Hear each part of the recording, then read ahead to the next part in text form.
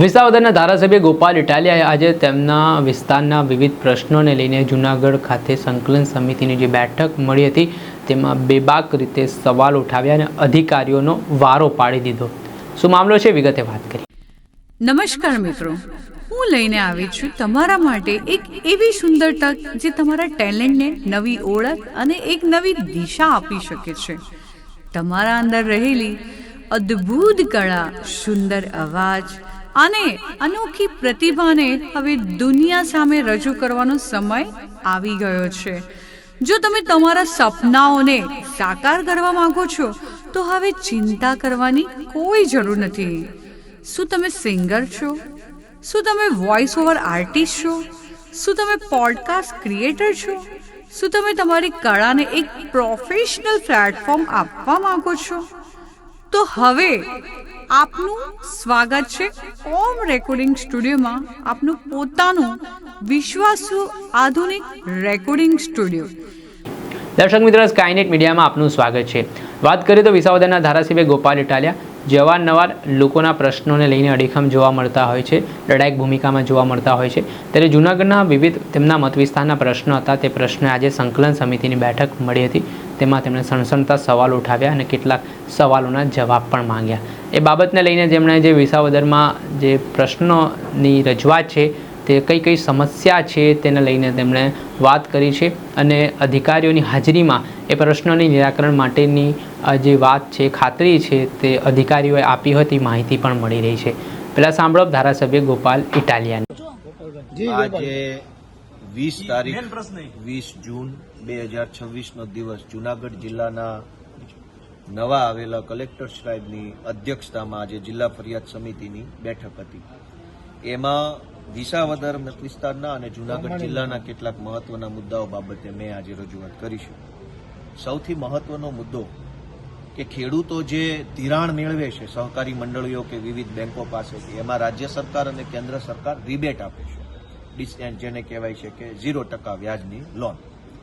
પણ હકીકત એ છે કે અનેક ગામડાઓમાં અનેક ખેડૂતોને 2020-21નું, 21-22નું, 22-23નું, 23-24નું, 24-25નું અલગ અલગ વર્ષનું રિબેટ મળ્યું નથી.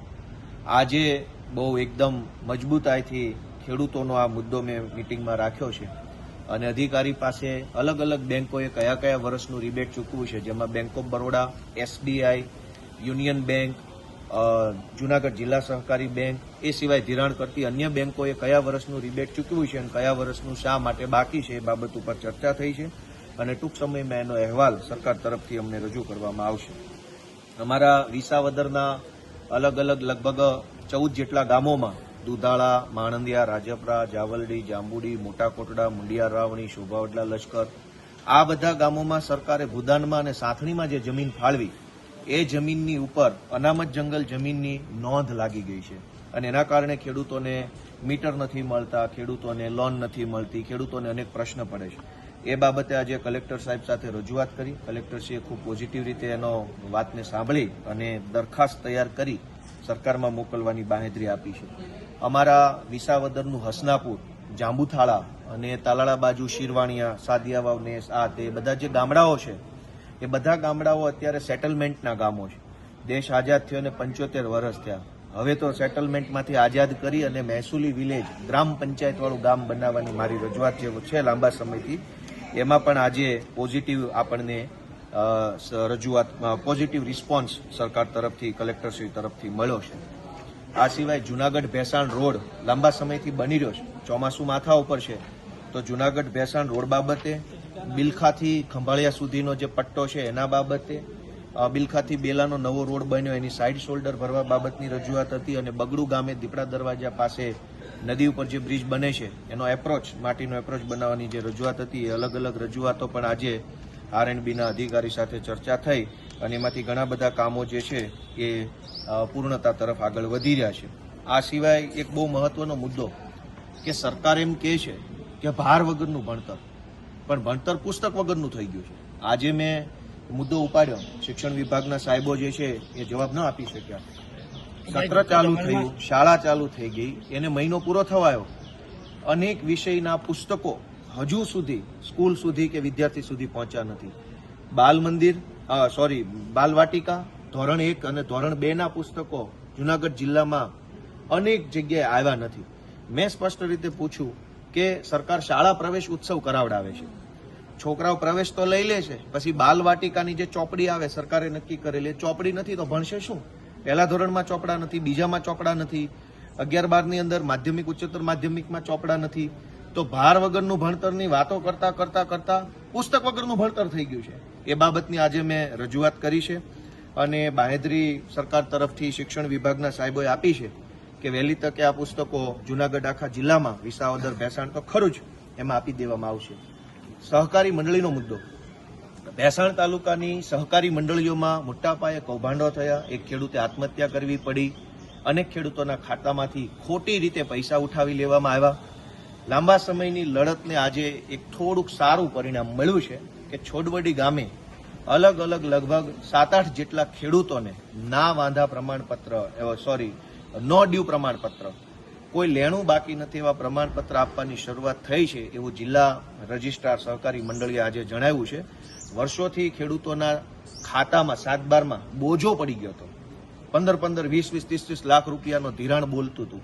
એને લીધા નહોતા, ખેડૂતો લડતા હતા, કોઈ સાંભળતું નહોતું. પણ આ જિલ્લા ફરિયાદ સમિતિના માધ્યમથી હું જ્યારથી ચૂંટાયો ત્યારથી રજૂઆત કરું છું. આજે એનું પહેલું પરિણામ મળ્યું છે, બદલ હું જિલ્લા વહીવટી તંત્રનો આભાર વ્યક્ત કરું છું. મોટી મોણપરી ગામે, જામકા ગામે, અલગ અલગ અનેક ગામ જે છે અમારા કર્યા છે, એ બધા ગામે ટાંકી પાડવાનો પ્રશ્ન છે. જર્જરિત ટાંકી છે. ચૂંટણી જીત્યો તે દિવસનો ટાંકી પાડવાની રજૂઆત કરું છું. ટાંકી બનાવવાનો મુદ્દો તો પછી આ ટાંકી તોડવા વાળો કોઈ નથી. આજે મોટી મોણપરી ગામની ટાંકી તોડવા બાબતનો મુદ્દો, એ સિવાય અન્ય ગામોમાં જે ટાંકી તોડવાની છે એનો મુદ્દો, કાલાવડ ગામની ગ્રામ પંચાયત, રાજ્યના પૂર્વ કેબિનેટ કૃષિ મંત્રીના ગામમાં ગ્રામ પંચાયત નથી, એ મુદ્દો આજે ચર્ચામાં આવ્યો. કાલાવડ ગામની ગ્રામ પંચાયત, સરસાઈ ગામે આંગણવાડી 2-3 વર્ષથી બનતી હતી, એ પૂરી નથી થઈ. એ મુદ્દા પર પણ આજે મેં રજૂઆત કરી છે. અને આમ તો જો કે 2-3 મિટિંગથી આ રજૂઆત મારી ચાલે છે, પણ એનું થોડું પરિણામ આવવાની શરૂઆત થઈ છે. કાછિયા નાકાથી સાસણ રોડ, એટલે કે જે જંગલમાંથી નીકળતો કાચો રસ્તો છે, એ બાબતે મેં રજૂઆત આજે મૂકી છે કે નવો બનાવો કે ન બનાવો પર થોડુંક રિપેર થાય. નવો બને તો વધારે સારું. કેવી રીતે એની વન વિભાગમાં સ્ટેટ વાઇલ્ડ બોર્ડ સમક્ષ દરખાસ્ત કરવી, વન વિભાગના સાહેબો બેઠા હતા, આરએનબી સ્ટેટના સાહેબો, બધા સાથે બેસી અને કાછિયા સાસણ રોડ એને રિસર્ફેસિંગની મંજૂરી મળે, એટલે કે નવો બનાવવાની મંજૂરી મળે, એની દરખાસ્ત કરવાની આજે અમારે બધાએ ચર્ચા થઈ છે. વહેલી તકે દરખાસ્ત થાય અને જ્યાં સુધી દરખાસ્ત મંજૂર થાય, એ કદાચ 1-2 વર્ષ લાગે, ત્યાં સુધીમાં રોડને વર્ષમાં 2 વખત રિપેર કરવો, સારો મોટરેબલ બનાવવો, ચાલી શકાય એવો, એવી આજે આ મિટિંગમાં ચર્ચા થઈ છે. અને સૌથી એક મહત્વનો મુદ્દો, એનું પણ આજે બહુ સારું નિરાકરણ આવ્યું છે. લગભગ 20 વર્ષ જૂનો પ્રશ્ન વિસાવદર તાલુકાના કુબા રાવણી ગામનો. કુબા ગામના તલાટી મંત્રીએ 2006માં સરકારી રેકર્ડનો નાશ કરી નાખ્યો. એના કારણે ખેડૂતોને બહુ તકલીફ પડતી હતી. ખેડૂતોની અલગ અલગ હકપત્રકની નોંધો છે એ મળતી નહોતી, જેના કારણે ટાઇટલ ક્લિયર નહોતું થતું, ઉત્તરોત્તર નોંધો નહોતી મળતી, વેચાણ કરવું, ગીરો મૂકવું, લોન લેવી, ઘણી તકલીફ પડતી હતી, કોઈ નોંધ મળતી નહોતી. 20 વર્ષથી ખેડૂતો હેરાન થતા હતા. હું ચૂંટણી જીત્યો ત્યારે પહેલી આ ફરિયાદ મિટિંગમાં મુદ્દો રજૂ કરતા આજે 1 વર્ષના અંતે હું ખુશી સાથે કહી શકું કે 500 કરતાં પણ વધુ મિસિંગ નોંધ, ગુમ થઈ ગયેલી નોંધ મેળવી લેવાય છે. અને આજની મિટિંગમાં એનો અમને રેકોર્ડ આપ્યો છે. લગભગ 950 જેટલી નોંધ ગાયબ થઈ ગઈ હતી 2006માં, હકપત્રક નંબર 6માં જે નોંધ આવે, 950 નોંધોમાંથી 20 વર્ષ પછી હવે અત્યારે 500 જેટલી નોંધ મામલતદારશ્રી અને કલેક્ટરશ્રીએ શોધી કાઢી છે અને એનું રેકોર્ડ બનાવશે એવી એમણે બાંહેધરી આપી છે. અને આ સિવાય એક નકલી દૂધ બાબતની પણ આજે ચર્ચા થઈ છે. વિસાવદર વિસ્તારમાં, જુનાગઢ જિલ્લામાં નકલી દૂધ, નકલી ઘી, માંગરોળના ધારાસભ્યશ્રીએ કીધું કે માંગરોળમાં ખૂબ નકલી ઘી બને છે. એમણે પોતે રજૂઆત કરી, મેં નકલી દૂધની રજૂઆત કરી અને કલેક્ટરશ્રીએ કીધું છે કે એના ઉપર વધારે ને વધારે ટેસ્ટિંગ કરી અને નકલી દૂધના દૂષણથી સમાજને મુક્ત કરાવવા બાબતની કામગીરી કરવામાં આવશે. અને આ સિવાય એક સૌથી મહત્વનો મુદ્દાની પણ ચર્ચા થઈ છે કે જુનાગઢ આખા જિલ્લામાં, અને મેં તો મારા વિસાવદર, ભેસાણ પૂરતો પ્રશ્ન મૂક્યો કે અનાજ મોડું બહુ આવે છે. સરકાર અનાજ ખાવા માટે આપે છે ગરીબોને, એ 1 થી 10 તારીખમાં માણસના હાથમાં આવી જાય તો બરાબર વાત છે, પણ અનાજ દુકાનમાં જ 25 તારીખે આવે, પછી દુકાનવાળો વેચવાનું ચાલુ કરે ત્યાં મહિનો બદલાઈ જાય. આ બાબતની અગાઉ પણ મેં રજૂઆત કરી હતી, હાલ પણ રજૂઆત કરી છે કે અનાજ કોઈ પણ સંજોગોમાં 1 થી 10 તારીખ સુધીમાં દુકાનમાં પહોંચી જવું જોઈએ, તો 15 થી 20 તારીખ લોકોના પેટમાં જાય. તો આજે એ બાબતની રજૂઆત કરી છે. અને બીજું કે જે ગામમાં દુકાન બંધ થઈ ગઈ હોય અને ચાર્જમાં દુકાનો આપેલી હોય, એ ચાર્જમાં આપવાના બદલે દરેક ગામમાં સરકારના નિયમ પ્રમાણે દુકાન ચાલુ થાય તો લોકોને ફાયદો થાય. કેમ કે ચોમાસું માથા ઉપર છે, ઘણા રસ્તાઓ ખરાબ થશે, પાણીની તકલીફ થશે, ઘણી બીજી સમસ્યા આવશે, તો લોકો બાજુના ગામમાં અનાજ લેવા કેવી રીતે જાય? તો બાજુના ગામમાં અનાજ લેવા ન જવું પડે એટલે પોતપોતાના ગામમાં વૈકલ્પિક અનાજ લેવાની વ્યવસ્થા થાય. આ મુદ્દાની મેં રજૂઆત કરી છે. આમ કુલ મળી જૂનાગઢ જિલ્લાના વિદ્યાર્થીઓ, ખેડૂતો અને આગેવાનો જે કંઈ એની રજૂઆત મને મળી હતી